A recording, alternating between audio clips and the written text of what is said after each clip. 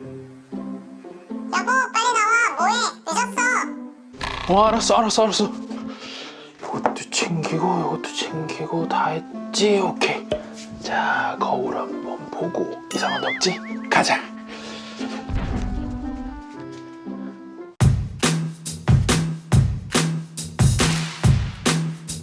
안녕하세요 여러분들, 티라노입니다. 오늘은요 갤럭시북 프로 시리즈를 가져와 봤습니다. 사실 이 제품이요 굉장히 많이 까임을 이미 당했기 때문에 유튜브 월드에서는 거의 가루가 됐거든요. 그렇지만 저도 어쩔 수가 없습니다. 이거를 갖다가 이럴 줄 모르고 두 개나 다 질렀기 때문에요. 이걸로 영상을 못 뽑으면은 제 등짝이 가루가 될 수도 있어요 여러분들. 그렇지만 사전 예약도 전에 이미 대형 채널에서는 요거에 관련된 리뷰들이 막 쏟아져 나왔었으니까 여러분들 이미 다 보셨을 거 아니에요, 대략적인 내용들은요.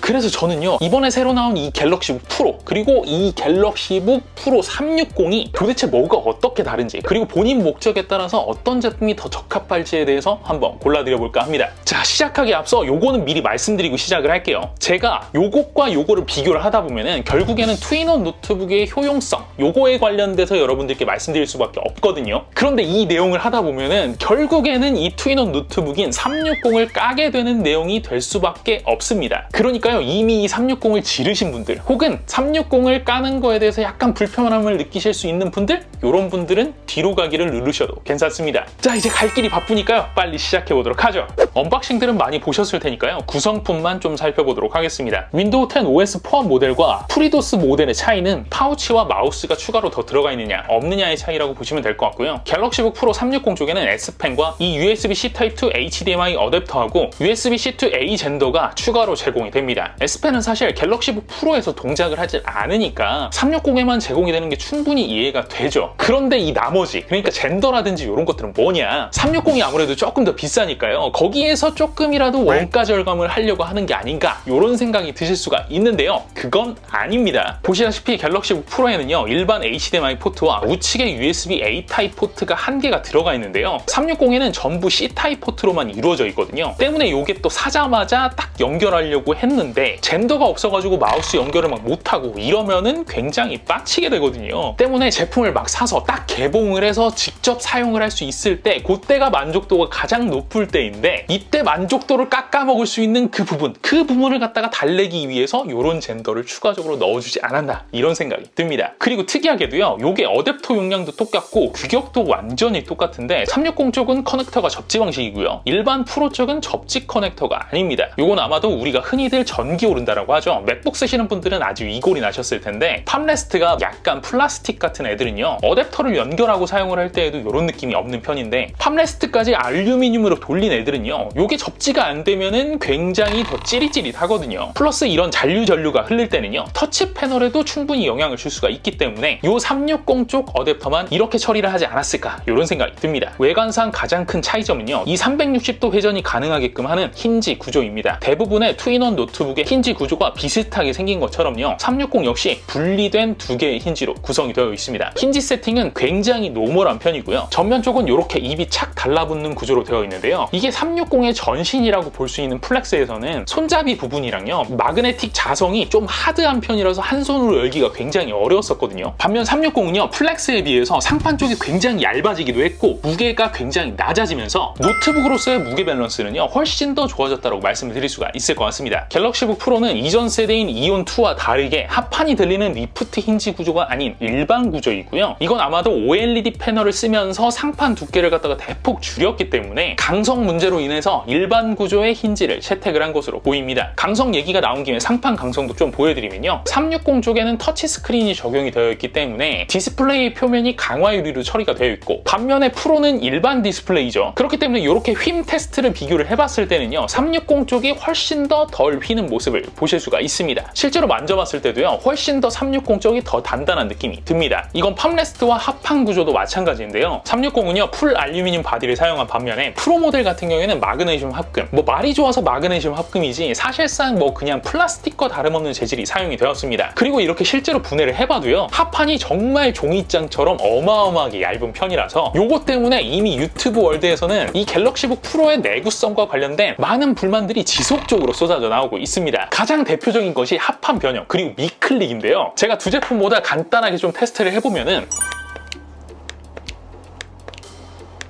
자, 360입니다.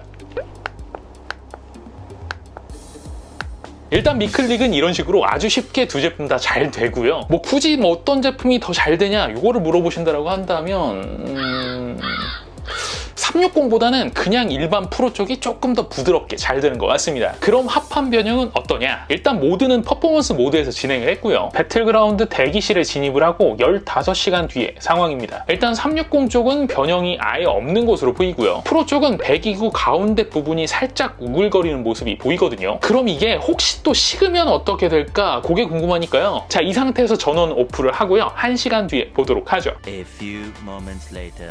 자, 1시간 뒤입니다. 완전히 식었고요. 합판 모양은요, 아까 전에 그 우글거리는 모양 그대로요. 그대로 딱 식어서 굳어진 모양입니다. 야, 이거 진짜 제가 웬만하면 평가를 안 하려고 했는데 이건 좀 심하네요. 13.3인치의 내장 그래픽에 1135G7 들어가 있는 이 제품이 150짜리거든요, 지금. 그런데 150짜리가 제가 이거 일주일 정도 사용을 했는데 일주일 사용했다고 뒷판이 이렇게 우글우글. 이거는 아무리 무게를 줄이기 위한 이 이유를 갖다 붙인다 하더라도요, 소비자로서는 조금 납득하기 어려운 부분이 아닌가 이런 생각이 듭니다. 키배열은 360과 프로 제품이 원래는 똑같은데요. 이게 이제 13.3인치와 15.6인치가 사이즈가 지금 다르기 때문에 배열이 다르게 보이시는 거예요. 그러니까 15.6인치를 선택을 하실 분들은 요 360 쪽의 키 배열을 생각을 하시면 되고요. 반대로 13.3인치를 생각을 하실 분들 같은 경우에는 요 갤럭시북 프로 쪽의 키 배열을 보시면은 요 모양으로 두 제품이 동일하게 들어가 있습니다. 그리고 트랙패드와 키감도 완벽하게 동일해요. 그 밖에 요거는 갤럭시북 프로 360과 프로 모델 간의 차이는 아니고요. 이건 13.3인치 모델과 15.6인치 모델 간의 차이인데요. 여러분들 이 두 제품 모두 OLED 패널이 들어간 건 알고 계시잖아요. 그런데 이 15.6인치와 이 13.3인치의 서브 픽셀 배열이 다릅니다. 이건 제가 나중에 따로 영상을 갖다 만들어서 보여드릴 거기 때문에 여기에서는 간단하게 배열만 좀 보여드릴 텐데요. 15.6인치의 서브 픽셀 배열은요, 좌측 상단이 R, 좌측 하단이 G, 우측 상하단에 BB 이렇게 해서 하나의 픽셀을 구성하게끔 되어 있거든요. 그런데 13.3인치는요, 좌상단에 R, 우상단에 G, 좌우 하단에 BB 이렇게 해서 서브 픽셀 배열이 조금 다릅니다.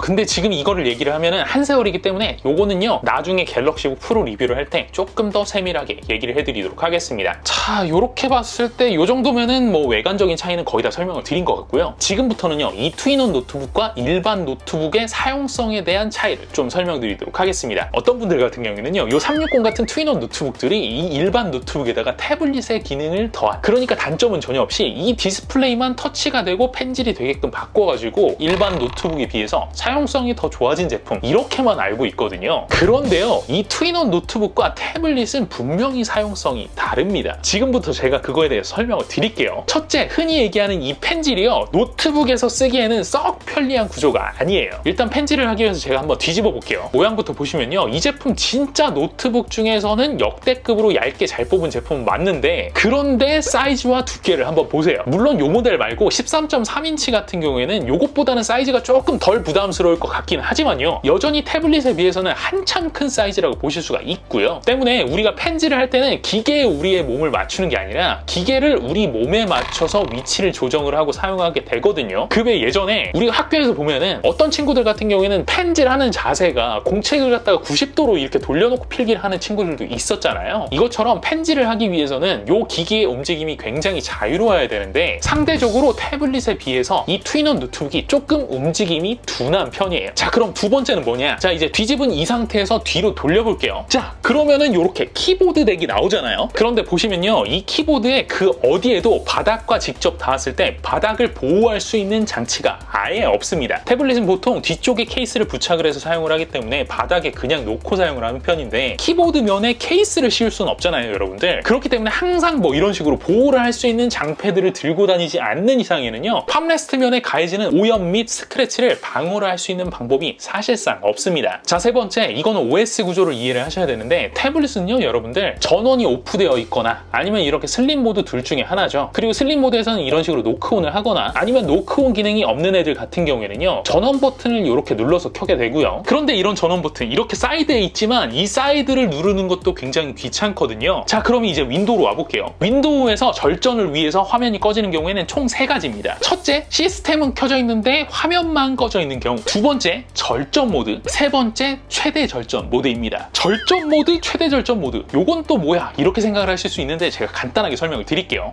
절전 모드는요, 여러분들이 지금 사용하고 계신 그대로 그 프로세스 데이터를 갖다가 램에다가 저장을 해놓고 끄는 거고요. 최대 절전 모드는 이 프로세스 데이터를 갖다가 SSD나 하드에 저장을 한 다음에 끄는 걸 얘기를 하는 겁니다. 그럼 이게 무슨 차이냐? 램이 이제 스토리지보다 읽기 쓰기 속도가 훨씬 빠르잖아요. 다만 램은 전력 공급이 중지되면은 안에 있는 데이터가 휘발이 됩니다. 반면 SSD는 그런 것 없이 데이터가 유지가 되고요. 때문에 재동작 시 램에서 데이터를 읽는 절전 모드가 SSD에서 읽어드리는 최대 절전 모드보다 훨씬 빠를 수밖에 없고요. 반대로 전력은 램에다가 지속적으로 전력 공급을 해줘야 되기 때문에 최대 절전 모드보다 절전 모드가 배터리 효율이 더 떨어지는 겁니다. 이제 이해가 되시죠? 그런데 다시 돌아와서 360을 보시면요, 완전히 동작하는 상태에서 만약 모니터만 꺼지게 해놨다. 이 시스템은 계속 돌아가고 있는 거예요. 모니터만 꺼놓은 거예요. 그러면 이 태블릿 모드에서 터치 시에 화면을 살릴 수가 있습니다. 그런데 이게 이제 시간이 지나가지고 절전 모드로 들어갔다. 그러면은요, 이 상태에서는 화면 터치로는 아예 살아나지를 않아요. 그렇게 화면 터치로 살아나지를 않는다라고 한다면요, 결국에는 이 키보드를 누르거나 아니면 이 트랙패드를 눌러가지고 깨워야 되는데, 여러분들도 전부 다 아시다시피 투인원 노트북은 이런 식으로 360도를 뒤집으면은 이 키보드도 안 먹고 터치패드도 안 먹히죠. 그럼 뭘 눌러야 됩니까? 정확하게 전원 버튼을 눌러야 되고요. 거기다 플러스, 이 제품 여러분들 만약에 구매를 하시면은 요거 보안을 갖다가 어떻게 잠그실 거예요? 대부분 아마 지문으로 잠그실 거예요. 그쵸? 그러면은 이 태블릿 모드에서 얘 깨울 때는 어떻게 깨워야 된다고요? 이렇게 잡고 있다가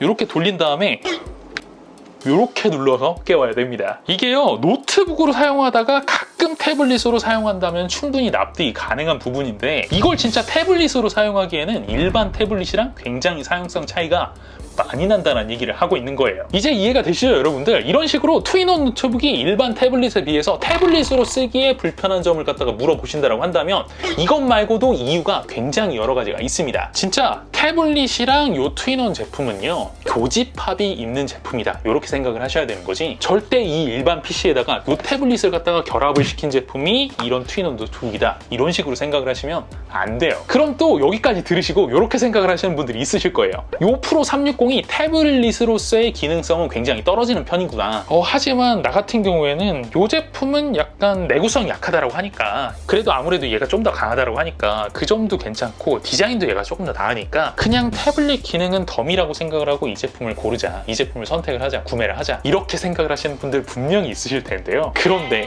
효용성만 차이가 나는 게 아닙니다. 일단 첫 번째요, 내장 그래픽 성능에 만족하지 못하시는 분들 같은 경우에는 외장 그래픽 옵션이 분명히 필요한데, MX450 이 옵션은요, 프로 360 모델에서는 아예 선택이 불가능하고 일반 프로 제품에서만 선택이 가능합니다. 여기서 일단 요 얘기 딱 들으시고, 그럼 난 360은 안 되겠다, 이런 식으로 딱 제기신 분들 있으실 거예요. 그리고 두 번째, 노트북으로서의 사용성 중에서요, 디스플레이 가독성, 요거는 뭐 말할 것도 없잖아요. 그쵸? 그런데 이 가독성 측면에서 봤을 때요, 자, 보시는 것처럼 일반 프로 모델과 360 모델의 디스플레이의 빛 반사가 굉장히 많이 차이가 납니다. 사실 360이 일반 프로에 비해서 터치 패널을 넣어야 되기 때문에 표면을 강화 유리 처리를 해야 되잖아요. 그렇기 때문에 빛 반사 면에서는 손해가 있을 수밖에 없기는 합니다, 구조적으로요. 다만 그 점을 충분히 감안을 하더라도 이렇게 다른 저반사 코팅을 한 강화 유리 제품들과 비교 시에 적어도 이거는 최선은 아니었을 것 같다, 이런 생각이 조금 들거든요. 실제로 이 제품을 사용을 하고 있을 때도요, 실내에 있을 때도 바깥에서 햇빛이 강하게 들어오거나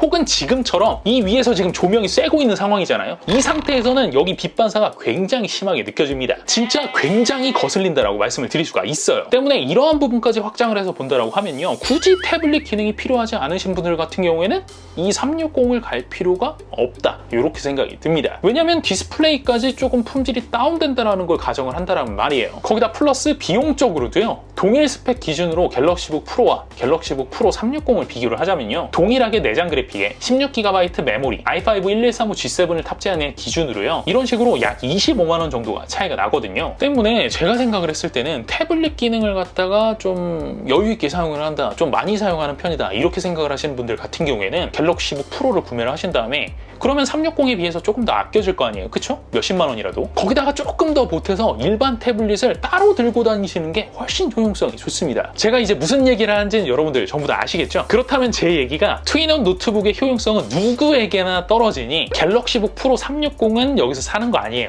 이 제품 쓰레기예요, 이 얘기냐? 그 그건 또 아닙니다. 자, 삼성이 어떤 애고 다른 노트북 제조사들이 어떤 애들인데 투인원 노트북이 니즈가 없다라고 한다면 이걸 안 만들겠죠, 그죠? 분명히 이 투인원 노트북이 니즈에 정확하게 딱 들어맞는 분들이 있는데요. 그걸 지금부터 알려드리도록 하겠습니다. 일단 첫 번째요. 직업적 혹은 취미적 특성상 무조건 투인원 노트북밖에 보기가 없는 경우입니다. 가령 외부에서 그림을 그리는데 큰 드로잉 패널이 필요하다. 거기다 플러스 내가 사용하는 프로그램이 포토샵이나 아니면 일러스트 같은 윈도우 OS가 반드시 필요한 프로그램이다. 이런 분들 같은 경우에는요. 스타일러스 펜 필요하죠. 윈도우 OS 필요하죠. 그렇다라고 해서 이걸 갖다가 뭐 일반 노트북에다가 드로잉 패널을 갖다가 따로 이걸 갖다가 막 크게 들고 다닐 수는 없는 노릇이잖아요. 때문에 이런 분들은 그냥 고민 안 하시고 투인원 노트북을 바로 선택을 하셔도 돼요. 거기다 이런 분들에게는 이 360이 더 긍정적인 부분이 뭐냐면요. 이 S펜의 레이턴시가요. 갤럭시 탭에 비해서는 조금 떨어지긴 합니다. 하지만 윈도우 노트북 중에선 진짜 단연 이 펜을 사용하기에는 정말 좋은 노트북이다. 이런 생각이 좀 들었어요. 이런 분들에게 갤럭시북 프로 360 이 제품은 충분히 괜찮은 제품이다. 이런 생각이 조금 들어요. 그리고 두 번째, 이런 분들을 제외한 일반인 분들 중에서 두루두루 요걸 갖다 목적으로 사용하시는 분들 중에서는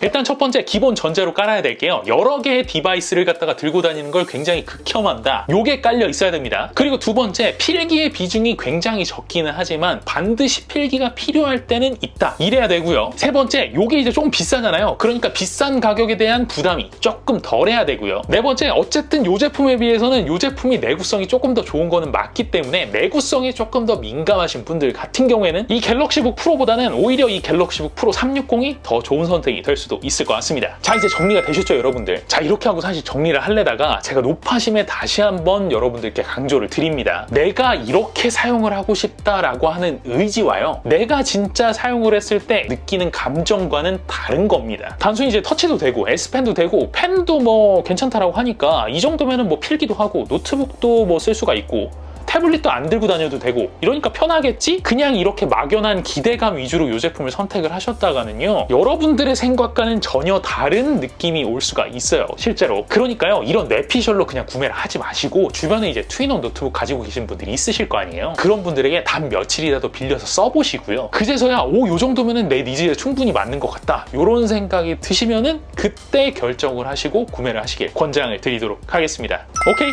자, 오늘 영상은 여기까지입니다. 영상 봐주셔서 감사드리고요. 여러분들의 생각을 댓글에 주르륵 남겨주시면 제가 답변 드리도록 하겠습니다.